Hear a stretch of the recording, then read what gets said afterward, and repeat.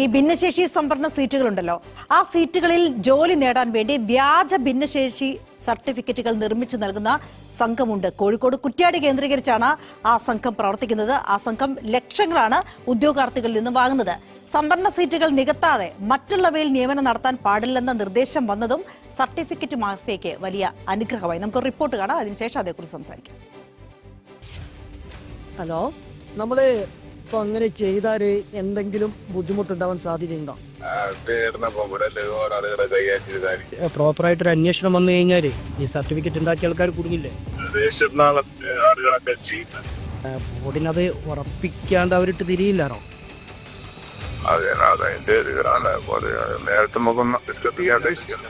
പേരാമ്പ്ര സ്വദേശിയായ അധ്യാപകൻ വിൻസിൻ കുറ്റ്യാടി സ്വദേശിയായ ഇടനിലക്കാരനുമായി നടത്തിയ ഫോൺ സംഭാഷണമാണിത്. എല്ലാം സുരക്ഷിതമാണെന്നും പണം തന്നാൽ സർട്ടിഫിക്കറ്റ് ലഭിക്കുമെന്നുമാണ് ഉറപ്പ്. ഫോണിലൂടെ കൂടുതൽ കാര്യങ്ങൾ വെളിപ്പെടുത്തില്ല. എല്ലാം നേരിട്ടുള്ള ഡീലിംഗ്സ്. ഏത് ആശുപത്രിയിൽ ഏത് ഡോക്ടറെ കാണണമെന്നടക്കം അവർ പറയും.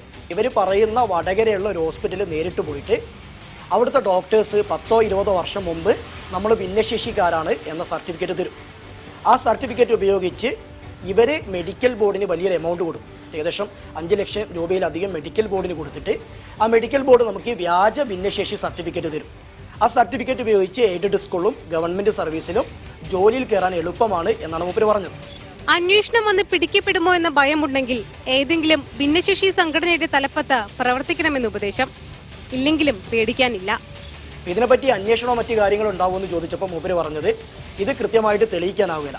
കാരണം കാഴ്ച പരിമിതി, കേൾവി പരിമിതി എല്ലാം നമ്മൾ പറയുന്നതാണ് അതിൻ്റെ മാനദണ്ഡം എന്ന് പറയുന്നത്, അല്ലെങ്കിൽ അതിൻ്റെ ശതമാനം എന്ന് പറയുന്നത്. അപ്പം നമ്മൾ കേൾക്കുന്നില്ല എന്ന് പറഞ്ഞാലോ നമ്മൾ കാണുന്നില്ല എന്ന് പറഞ്ഞാലോ നമുക്ക് ആ സർട്ടിഫിക്കറ്റ് കിട്ടും.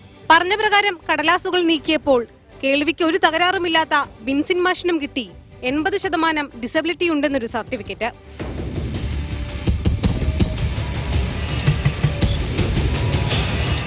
പണം കൊടുക്കാത്തതുകൊണ്ട് മെഡിക്കൽ ബോർഡിന്റെ എലിജിബിലിറ്റി സർട്ടിഫിക്കറ്റ് ബിൻസിന് ലഭിച്ചിട്ടില്ല.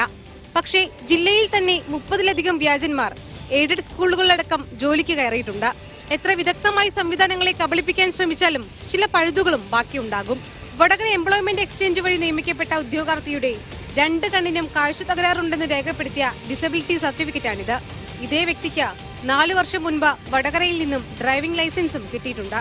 ഭിന്നശേഷി സംവരണത്തിന് യോഗ്യതയുണ്ടായിട്ടും നിരവധി പേർ പുറത്തു നിൽക്കുമ്പോഴാണ് അനർഹമായ ആനുകൂല്യങ്ങൾ കൈപ്പറ്റി ഒട്ടേറെ പേർ സർക്കാർ സർവീസിൽ തുടരുന്നതെന്ന് ഓർക്കണം. കോഴിക്കോട് നിന്ന് ശ്രുതി എസ്, മനോരമ ന്യൂസ്.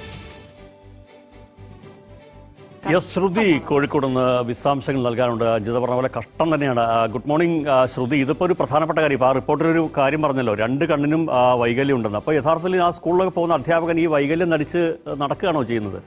ഈ ഭിന്നശേഷി സൗഹൃദമാണ് നമ്മുടെ നാട് എന്ന് വെച്ചാൽ അവർക്ക് തൊഴിൽ ആവശ്യമുണ്ട്, അവരെ സ്വയം പര്യാപ്തതയിൽ നിർത്തുക എന്നൊക്കെ കരുതിയ സമൂഹം ചെയ്യുന്ന കാര്യത്തിലേക്ക് കടന്നു കയറുക എന്ന് പറയുന്നത് എത്ര മനുഷ്യത്വരഹിതമാണ്. അടിയന്തരമായിട്ട് സർക്കാരിൻ്റെ നടപടി ഉണ്ടാകേണ്ട ഒരു വിഷയമാണ്.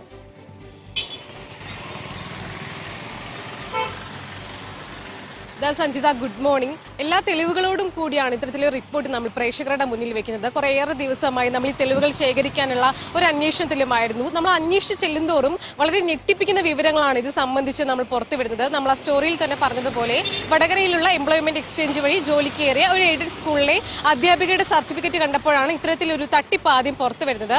അവർക്ക് 2023 ഇത്തരത്തിൽ ഡിസബിലിറ്റി ഉണ്ട് എന്ന് പറഞ്ഞിട്ടൊരു സർട്ടിഫിക്കറ്റ് കിട്ടുന്നത്. അതിനും കുറച്ച് വർഷങ്ങൾക്ക് മുൻപ് 2019 അവർ ഇതുപോലെ ലൈസൻസ് സ്വന്തമാക്കിയിട്ടുള്ളത്. ഇപ്പോഴും നമുക്കറിയാം ആ സർട്ടിഫിക്കറ്റുകളൊന്നും നമ്മൾ അവരുടെ വ്യക്തി വിവരങ്ങൾ പുറത്തുവിടാത്തത് കാരണമാണ് ആ ഫോട്ടോകളൊന്നും പുറത്തുവിടാത്തത്. അവർ കണ്ണട ഉപയോഗിക്കുന്ന വ്യക്തിയോ മറ്റൊന്നുമല്ല. ഇതുപോലെ തന്നെ രസകരമായ മറ്റു അനവധി കാര്യങ്ങളുണ്ട്. അതായത് 80% ഡിസബിലിറ്റി ഉണ്ട് കണ്ണിന് എന്ന് പറഞ്ഞിട്ട് ആ ഡിസബിലിറ്റി സർട്ടിഫിക്കറ്റുമായി സ്കൂളിൽ ജോലിക്ക് കയറിയ അധ്യാപകൻ, അദ്ദേഹം കണ്ണട പോലും വെക്കാതെയാണ് സ്കൂളിലേക്ക് വരുന്നത്. അദ്ദേഹം എന്നും ബൈക്ക് ഓടിച്ചുകൊണ്ടാണ് സ്കൂളിലേക്ക് വരുന്നത്. അത്തരത്തിൽ നിരവധി കാര്യങ്ങൾ, നിരവധി തട്ടിപ്പുകൾ പ്രത്യക്ഷത്തിൽ തന്നെ നടക്കുന്നുണ്ട്. ഇതിൽ പ്രധാനപ്പെട്ട ഒരു കാരണം എന്ന് പറയുന്നത് ഈ തട്ടിപ്പ് സംഘം മുതലെടുക്കുന്നത് ഒരു കാര്യം, ഈ ഹൈക്കോടതി എയ്ഡഡ് സ്കൂളുകളിൽ പ്രത്യേകിച്ച് ഭിന്നശേഷി സംവരണം നടപ്പാക്കിയ ശേഷം മാത്രമേ മറ്റ് നിയമനങ്ങൾ നടത്താവൂ എന്ന് ഉറപ്പാക്കിയിട്ടുണ്ട്. അതുകൂടി മുതലെടുത്തുകൊണ്ടാണ് അത്തരത്തിൽ സ്കൂൾ മാനേജ്മെന്റുകളുടെ മൗനസമ്മതത്തോടു കൂടിയും പല സ്ഥലങ്ങളിലും ഈ തട്ടിപ്പ് നടക്കുന്നുണ്ടെന്ന് കൂടിയാണ് മനസ്സിലാവുന്നത്. കാരണം പ്രത്യക്ഷത്തിൽ ഇത്ര വലിയ ഡിസബിലിറ്റി ഒക്കെ ഉണ്ടെങ്കിൽ ആൾക്കാർക്ക് കണ്ടാൽ മനസ്സിലാവേണ്ടതാണ് ഒരാളെ. പക്ഷേ സ്കൂൾ മാനേജ്മെന്റ് ഇത് കണ്ടിട്ടും പലയിടങ്ങളിലും കണ്ണടയ്ക്കുന്നുണ്ട്. കാരണം അവർക്ക് മറ്റു നിയമനങ്ങൾ കൂടി നടത്താൻ ഇത് ഒരു രീതിയിൽ വളമാകുന്നു എന്നുള്ളത് കൊണ്ട് അവർ ആ രീതിയിൽ കണ്ണടയ്ക്കുന്നുണ്ടെന്നാണ് പല ഭാഗത്തു നിന്ന് നമ്മൾ കേൾക്കുന്ന ആരോപണം. അത്തരത്തിൽ അങ്ങനെ നടക്കുന്നത് കൊണ്ട് 15 ലക്ഷം വരെയാണ് ഈ ഉദ്യോഗാർത്ഥികളിൽ നിന്ന് ഇവർ വാങ്ങുന്നത്. 15 ലക്ഷം, ആദ്യം 5 ലക്ഷം രൂപ അഡ്വാൻസ് ആയി വാങ്ങുന്നു, അതിനുശേഷം ഘട്ടം ഘട്ടമായി 15 ലക്ഷം രൂപ വാങ്ങുന്നു. അങ്ങനെ റൊക്കം പൈസ കൊടുത്താൽ 3 മാസത്തിനുള്ളിൽ നല്ല വൃത്തിയുള്ള ഡിസബിലിറ്റി സർട്ടിഫിക്കറ്റ് ആർക്കും ലഭിക്കാമെന്നുള്ളതാണ് ഇപ്പോൾ കോഴിക്കോട് ജില്ലയിൽ വ്യാപകമാകുന്ന ഒരു അവസ്ഥ. കുറ്റ്യാടി കേന്ദ്രീകരിച്ചാണ് ഈ സംഘം പ്രവർത്തിക്കുന്നത് എന്നുള്ളതാണ് നമുക്ക് ഇപ്പോൾ ലഭിച്ചിരിക്കുന്ന വിവരം. വ്യാപകമായി തന്നെ ഈ സംഘം പ്രവർത്തിക്കുന്നുണ്ട്. വളരെ ഗൗരവത്തോടുകൂടി സർക്കാരും PSC യും കാണേണ്ട ഒരു റിപ്പോർട്ടാണ്. സർക്കാരിന് മുന്നിലേക്കും PSC ക്ക് മുന്നിലേക്ക് ഞങ്ങൾ ഈ റിപ്പോർട്ട് പല തരത്തിലുള്ള പ്രശ്നമുണ്ട്. ഒന്നീ പറഞ്ഞ പോലെ സംവരണ സീറ്റുകൾ നികത്തിയിട്ടേ മറ്റു നികത്താവുന്ന ഒരു നിബന്ധനയുണ്ട്. അപ്പൊ അത് ആ ഒരു പ്രശ്നം, അപ്പൊ അത് നികത്തപ്പെടുന്നുണ്ടാവില്ല. അപ്പൊ നിശ്ചയമായിട്ടും സംവരണ സീറ്റുകൾ നികത്തപ്പെടുക എന്നുള്ളതാണ് ആദ്യത്തെ കാര്യം. രണ്ട്, ഇങ്ങനെ ഇത്തരം എന്താണ് മറ്റുള്ളവർ അവസരം നിഷേധിക്കുക. സാധാരണ നമ്മൾ ഫിറ്റ്നസിന് പൈസ കൊടുത്ത് വ്യാജ ഫിറ്റ്നസ് സർട്ടിഫിക്കറ്റ് എന്ന് പറയും. ഇതെന്താ ഫിറ്റ്നസ് അല്ല, ഞാൻ ഡിസേബിൾ ആണ്, ഡിസബിലിറ്റി ഉണ്ട് എന്ന് പറയാൻ വേണ്ടി ആളുകൾ പൈസ കൊടുത്ത്. ഇപ്പൊ ഒരു 100% ഒരു വളരെ കുറഞ്ഞ ശതമാനമാണ് ഈ ഭിന്നശേഷിക്കാർക്കായി മാറ്റിവെക്കുന്നത്. അതിലും ഈ പറയുന്ന ആളുകൾ കയറി പറ്റുക എന്ന് പറയുമ്പോൾ എന്തൊരു സങ്കടമുള്ള കാര്യമാണല്ലേ. ഉറപ്പായിട്ടുള്ള നടപടി നമ്മൾ പ്രതീക്ഷിക്കുകയാണ്. അത് ആ വിഭാഗത്തോട് കൊടുക്കുന്ന നീതിയായിരിക്കും.